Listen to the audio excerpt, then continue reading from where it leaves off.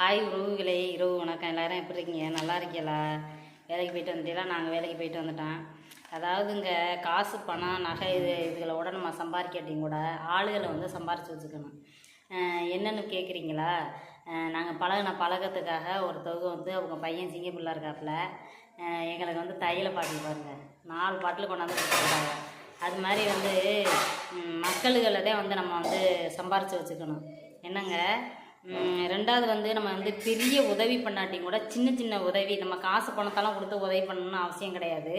ஒரு சின்ன சின்ன உதவி பண்ணால் கூட போதும். காலையில் நாங்கள் வேலைக்கு கிளம்பும்போது ஒரு அண்ணன் வந்து அவ்வளோ தூரத்துலேருந்து வண்டியோட ஸ்டாண்டை வந்து எடுத்து விடாமல் போய்கிட்டு இருந்திருக்கா பைபாஸில். நாங்கள் பார்த்துட்டு அந்த அண்ணனை மிந்திக்கிட்டு போயிட்டு, அண்ணன் மாதிரி ஸ்டாண்டை எடுத்து விடுங்கண்ணே அப்படின்னே, ரொம்ப நன்றிப்பா அப்படின்னு சொல்லிட்டு போயிருக்காங்க. அப்போக்கி நம்மளுக்கு வந்து மனசு வந்து எவ்வளோ ஒரு சந்தோஷமாக இருக்குது தெரியுமா? அது மாதிரி நீங்களும் பார்த்தா சொல்லுங்கள்.